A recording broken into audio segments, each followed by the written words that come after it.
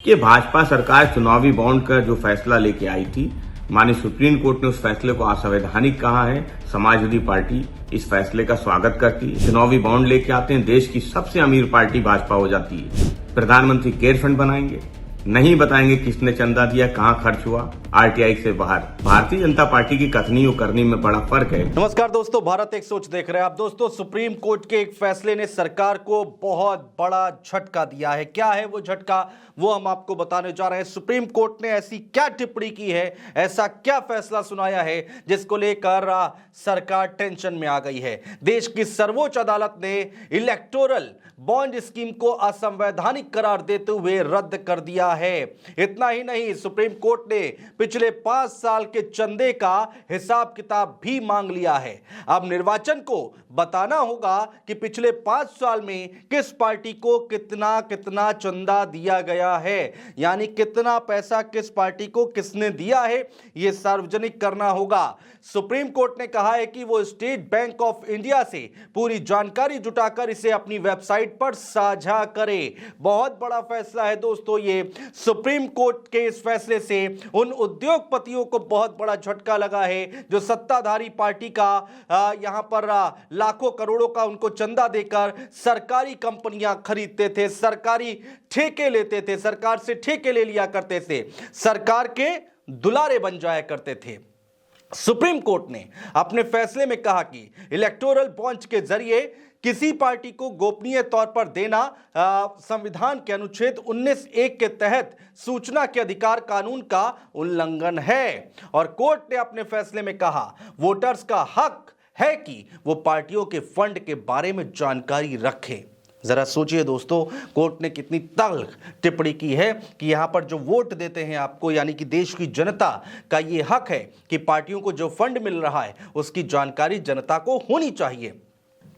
चुनाव आयोग को भी दोस्तों इलेक्टोरल बॉन्ड से संबंधित जानकारी वेबसाइट पर देनी होगी, क्योंकि यह फैसला जो है देश की सर्वोच्च अदालत का है, सुप्रीम कोर्ट का है। दोस्तों, अब सवाल यह उठता है कि जब इस व्यवस्था को लागू किया गया था तो सरकार की तरफ से दलील क्या दी गई थी। सरकार की दलील थी दोस्तों कि इलेक्टोरल बॉन्ड के जरिए पॉलिटिकल फंडिंग में ब्लैक मनी और गड़बड़ ज्वाला रुक सकेगा, जबकि कोर्ट ने कहा काला धन रोकने के दूसरे रास्ते भी हैं। और अब सुप्रीम कोर्ट के फैसले के बाद पब्लिक को भी पता होगा कि किसने किस पार्टी की फंडिंग की है। ये सारी बातें सार्वजनिक होगी।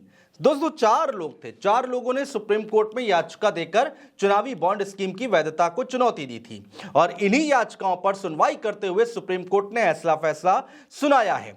सुप्रीम कोर्ट ने आशंका जताई थी कि राजनीतिक दलों की फंडिंग करने वालों की पहचान गुप्त रहेगी तो इसमें रिश्वतखोरी हो सकती है।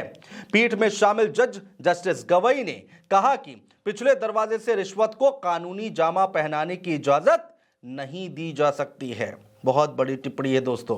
उन्होंने कहा है कि इसके इलेक्टोरल बॉन्ड के जरिए सत्ताधारी दल को फंडिंग के बदले अनुचित लाभ लेने का जरिया बनने की इजाजत नहीं दी जा सकती है। चुनावी बॉन्ड क्या होता है दोस्तों और कैसे काम किया जाता है इसमें, यह हम आपको बताने जा रहे हैं। यह चुनावी बॉन्ड एक वचन पत्र की तरह होता है जिसमें भुगतानकर्ता और प्राप्तकर्ता का विवरण होता है, डिटेल होती है। इसकी जानकारी केवल स्टेट बैंक ऑफ इंडिया को होती है दोस्तों, और बॉन्ड विशेष रूप से राजनीतिक दलों को धन के योगदान के लिए जारी किए जाते हैं।